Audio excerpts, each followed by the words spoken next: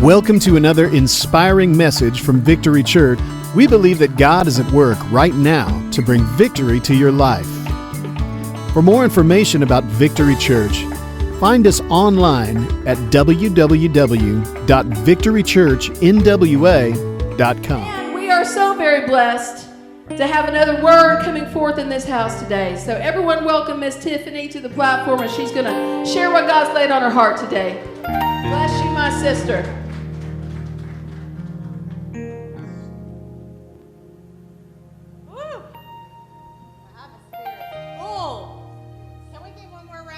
Is that loud? Can y'all hear me? For our worship team that brings it each and every week. Thank you guys so much.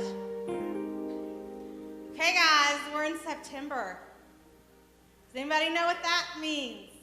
Fall. Yes, fall is upon us. And I know there's a lot of debate about I'm still wanting to stay in summer versus all of your yay, it's fall people. Now, y'all seen that? Are you I'm going to stay in the summer or I'm ready for fall? Pumpkin, pumpkin, pumpkin. Well, it's kind of funny in our house because at the tacos. At the strike of midnight on September 1st, our whole house goes pumpkin. Everything for the next 3 months turns to pumpkin. And my husband and my family, they'll probably be rolling their eyes right now like they do at home. But y'all, it's literally my favorite. You don't understand.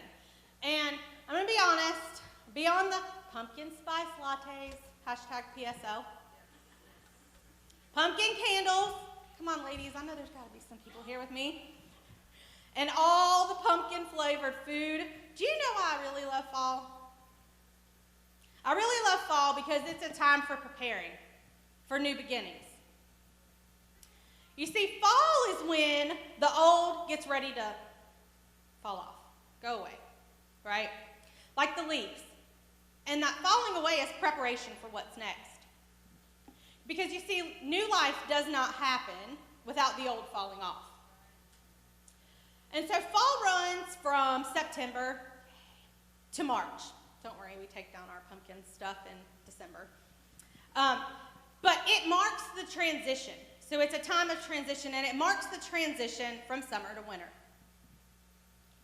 And in that transition, that in-between, is where the real getting ready happens. The leaves begin to change colors, and as they do that, we know it's a sign that fall is upon us. And the leaves are so symbolic to me. First, the green turns to yellow and red and orange, and then they fade to brown before they fall. And when they fall, the trees go bare for a few months. And then the new life begins in the spring.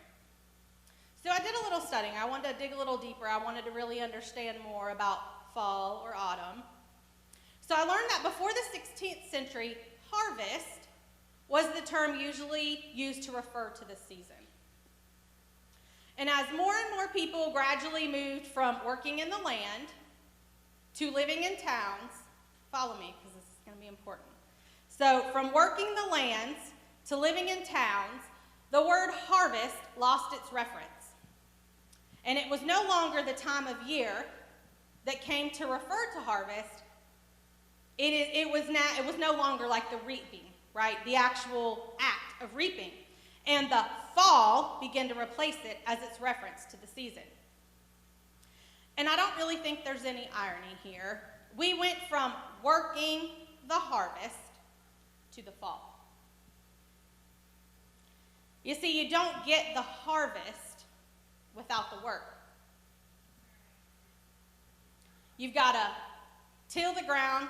I know we've got some farmers and some workers in here, so you've got to till the ground, plant the seeds, you got to water the seeds, and then there's always a time of pruning.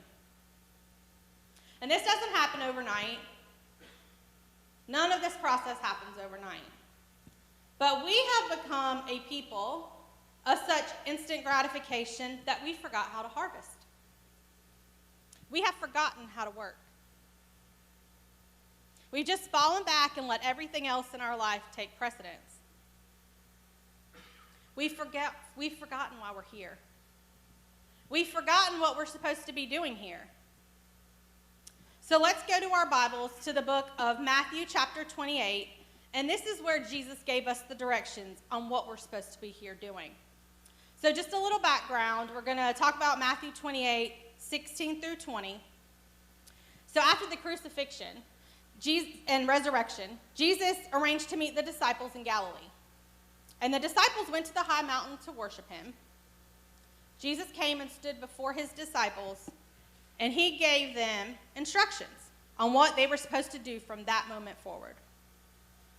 So Matthew 28, 16 to 20. Then the 11 disciples went to Galilee, to the mountains where Jesus had told them to go. When they saw him, they worshiped him, but some doubted. Then Jesus came to them and said, "All authority in heaven and on earth has been given to me. Therefore, go and make disciples of all nations." Go. Baptizing them in the name of the Father and of the Son and of the Holy Spirit, and teaching them to obey everything I have commanded you. And surely I am with you always to the very end of the age. This is the Great Commission. Probably everybody in this room knows that. And we've heard it over and over again. I think most people that have been following Jesus for even more than 5 minutes know about the Great Commission. But Jesus directs his disciples to go and make other disciples of all nations and to teach them to obey everything he's commanded. So they were to carry him forward. We are to carry him forward. Have you ever heard the saying, familiarity breeds contempt? You see, the more accustomed we are to someone or something, the easier it is for us to be unimpressed. We can even become cynical. Have we become cynical, y'all? Have we forgotten what Jesus has called us to do? And I don't mean just remembering him on big days like Easter, or on our Sunday routines as we come into the building, or when we sit and read our Bible. I mean, are we living out the Great Commission in our day-to-day lives? We have to get back to harvesting. There is new life and new beginnings to be had. And we have been charged with taking that to a dying world. What does it mean to take that to a dying world? So 2 weeks ago, we were on vacation.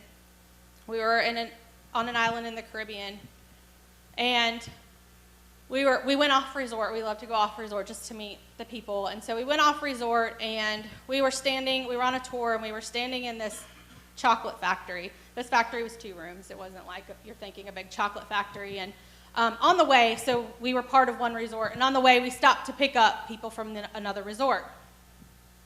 So we stopped at this one waterfall first, and then we stopped at the chocolate factory.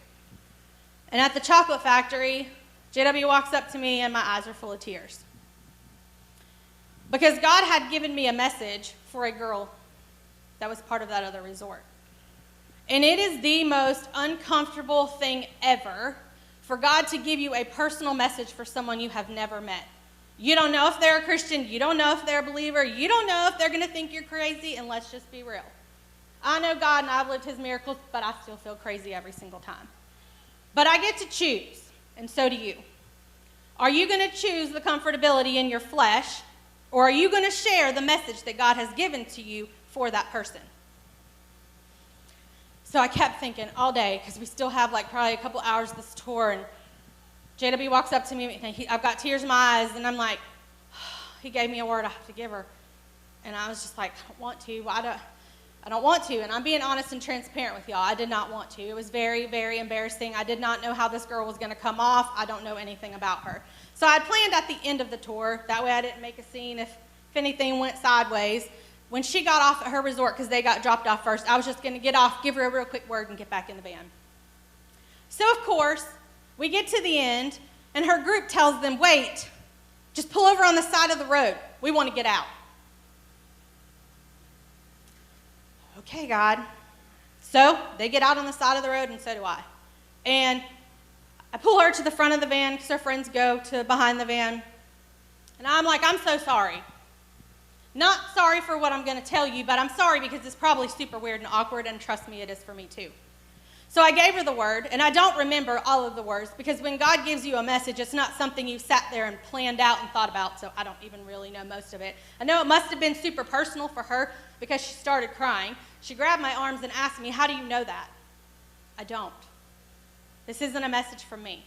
It's a message God just wants me to give you because he needs to let you know it's not done. And I don't know who you are and what you're going through, but he does. So you need to turn from whatever direction it is that you're going because he's got greater things for you. She was crying so hard, the tour bus guide gets out. Probably, I don't know what he thinks I'm telling her. And quite frankly, the people in the van were asking JW, she arranging for her to come back to your room later? Like, no. What? Like, no. And he said, no, she just had a word. She just had a word giver. So everybody's puzzled. We get back in the van. The point is, right, the point doesn't have anything to do with me. The point is, this happens to all of us, okay? And how God speaks to us is different for each of us. Sometimes it's a book. Sometimes somebody confirms something for you. Sometimes God does audibly speak to you. But what are you doing when he does? Are you just going to stay comfortable? So I don't know all of what was said that day, and I don't know what happened after we left.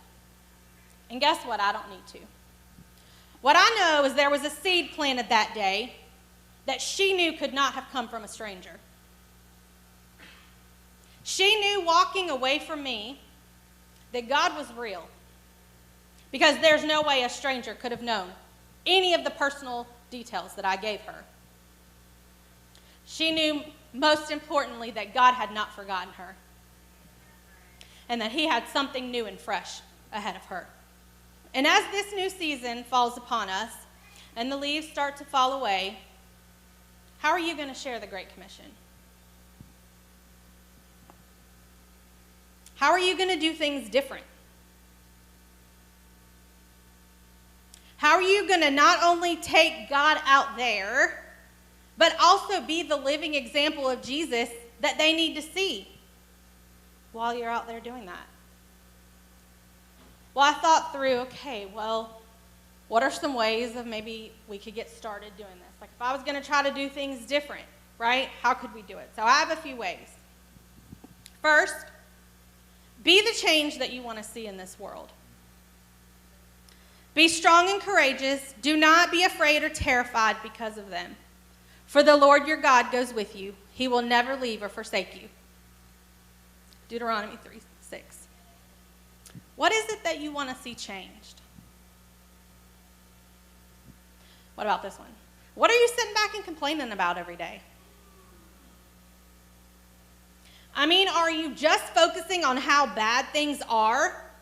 Or are you focused on being part of the solution and how you can help the change come about?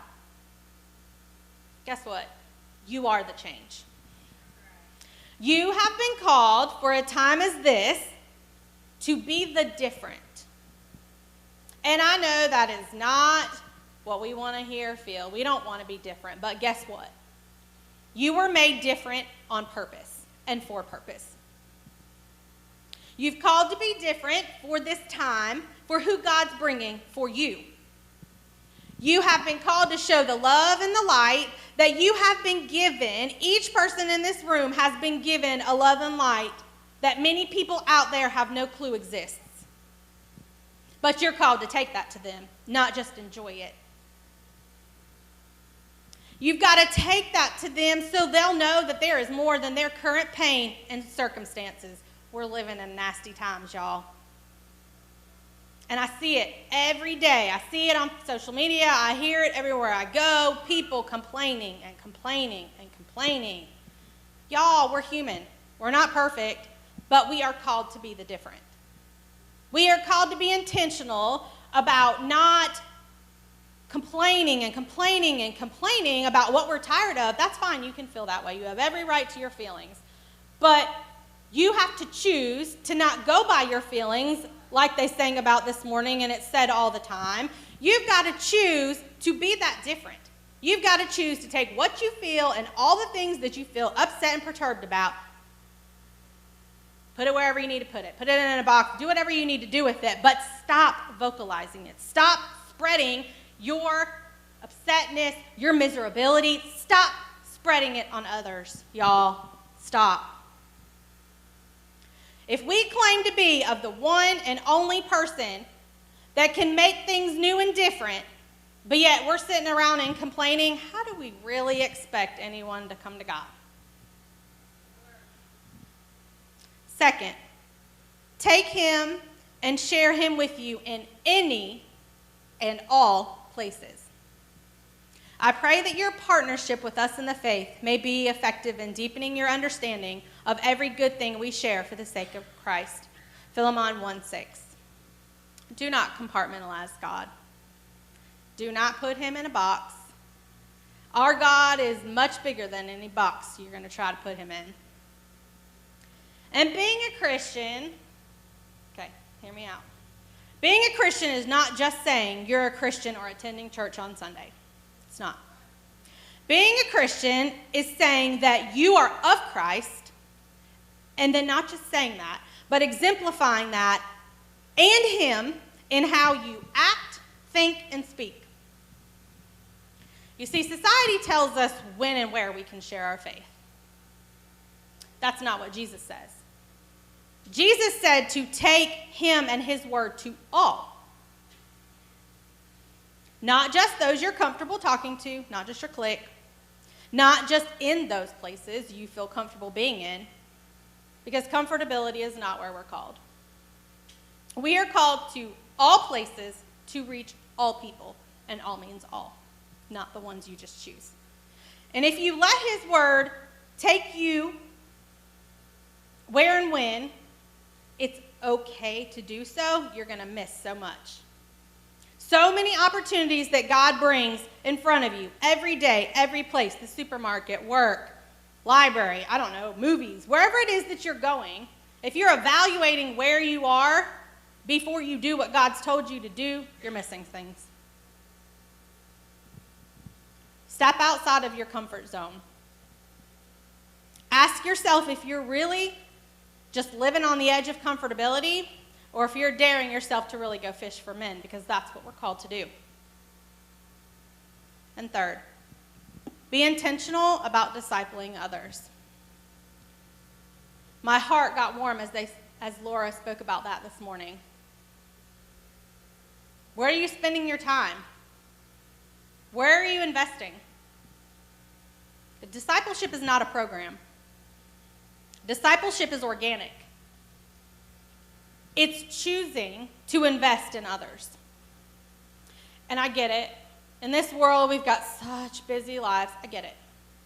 And I know time is of the essence. There's never, ever, ever going to be enough of it. But do you know that's part of Satan's plan? It's just a distraction. There's plenty of really good things that we're doing, and all that busyness is still a distraction. Because if we're so busy, we'll forget why we're here. If we're so busy, we're not going to make time to invest in the lives of others. We're not going to make time to invest in kingdom change. We'll just have a Happy Meal experience. Anybody know what that is? A Happy Meal experience? It's a drive-through spiritual experience that never goes past the surface. Surface. I really, really don't like that word. It really bothers me. I know lots of people do surface relationships. I don't quite know how to do that. Y'all, God's calling us to deeper than the surface. We've got to go deeper. He's calling you to invest your time and your energy, whether you got it or not, God's telling you. He is calling you to invest that in other people. How are you spending your time?